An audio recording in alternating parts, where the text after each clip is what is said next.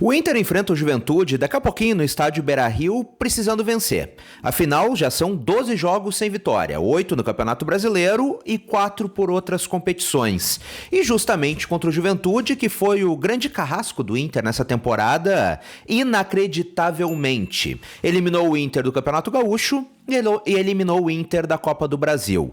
Então, uma oportunidade de o Inter vencer o seu carrasco nessa temporada, voltar a vencer no âmbito geral, voltar a vencer também no Campeonato Brasileiro e dar uma respirada. Afinal, neste momento, embora tenha 5 jogos a menos, eu sempre acho muito importante lembrar disso, o Inter é 15º colocado no Campeonato Brasileiro, enquanto o Juventude é 12º colocado.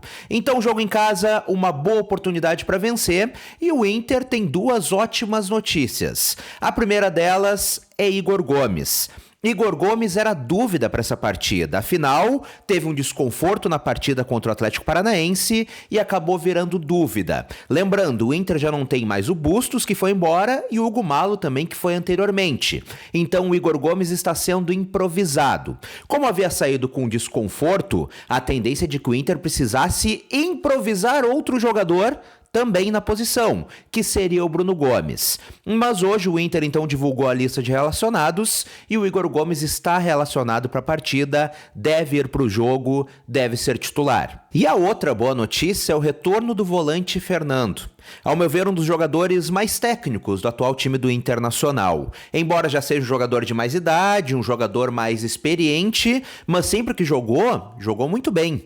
Tanto como volante quanto como zagueiro. É um jogador versátil que pode jogar nas duas posições. É óbvio, é um volante de origem, joga melhor por ali, mas também já se mostrou um bom zagueiro, se mostrou muito seguro como zagueiro. O Fernando estava lesionado e agora volta a ficar à disposição do Internacional. Ele está entre os relacionados para a partida, não deve ser titular, mas deve começar como opção no banco de reservas. Então, ao meu ver, são as 2 ótimas notícias do Internacional nessa quarta-feira, antes dessa partida contra o Juventude. Igor Gomes, que era dúvida, pelo visto não era nada grave, vai ser titular e se vira bem na lateral, embora não seja aquele lateral de origem, embora ele seja zagueiro, e o retorno do Fernando, que adiciona não somente qualidade técnica ao time do Internacional, como também experiência e liderança.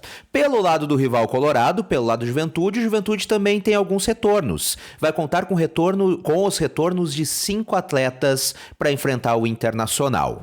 É inegável.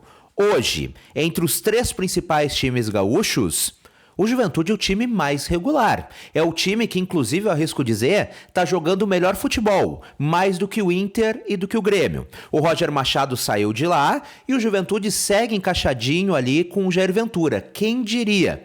Acabou de vencer o Botafogo, o todo-poderoso Botafogo, líder do Campeonato Brasileiro. E já se mostrou que não é um time bobo, não é um time fraco e que o Inter tem sim que ter respeito por ele, mas tem que ir para cima do Juventude, precisa voltar a vencer. Vencendo na noite de hoje, por 0-0, como a gente diz aqui no Rio Grande do Sul, já traz um alívio, já quebra essa sequência negativa de jogos sem vitória. E quem sabe, traz confiança para o Internacional. É novamente obrigação vencer na noite de hoje. E acredito que, embora o Juventude venha jogando bem, o Inter tem tudo para sair com um bom resultado dessa partida. E hoje nós também tivemos a informação oficial por parte do Inter do retorno do zagueiro Vitão. O Vitão, que havia sido liberado da partida contra o Atlético Paranaense, já estava em São Paulo com destino à Espanha. Estava esperando esse desfecho de negociação entre o Inter e o Betis. Estava tudo muito bem encaminhado, não à toa o Inter tinha liberado o jogador, mas as coisas não deram certo e o Vitão tá voltando para Porto Alegre. E eu tenho visto nas redes sociais, o torcedor ele é muito apaixonado, ele acaba muitas vezes muito mais coração do que realmente razão, então tenho visto alguns colorados dizendo que o Vitão não vai ter estímulo, que o Vitão não tem que voltar, que o Vitão já não queria mais estar aqui mesmo, enfim, uma série de coisas. Então eu acho importante esclarecer algumas coisas. Primeiro ponto, nem Inter nem Vitão tem culpa nesse negócio. É importante deixar claro, tanto o Vitão, tanto o jogador quanto o Internacional fizeram as coisas certas. Começando pelo Vitão. O Vitão poderia simplesmente não ter renovado com o Inter agora, como renovou, e ter saído de graça. Era uma opção. Ele não era obrigado a renovar com o Internacional. Ele renovou justamente por consideração ao Inter. Renovou já sabendo que sairia, mas para deixar dinheiro para o Internacional. Inclusive, facilitaria uma saída dele se ele não renovasse. Qualquer clube poderia chegar nele, que estaria sem clube, estaria com passe livre, e levá-lo de graça. Seria muito mais fácil. Mas ele pensou no Internacional e renovou. Então não dá pra gente dizer que o Vitão tá fazendo cachorrada com o Inter, tá fazendo coisa ruim, porque não, muito pelo contrário, teve muita consideração pelo clube, nunca desrespeitou o Internacional e nunca desrespeitou o torcedor. E pela parte do Inter, também não há erro. O Inter tinha um acordo encaminhado com o Betis. Tinha tudo muito bem alinhado. Tanto é que o Vitão já estava liberado para acertar esses últimos detalhes. Só que o que aconteceu foi que em cima da hora o Betis quis mudar o acordo. Ou seja, depois que o jogador já estava liberado, o Inter já havia anunciado que estava encaminhando a venda, o Betis decidiu mudar os termos, mudar o acordo, e o Inter bateu o pé e disse: não, opa, peraí.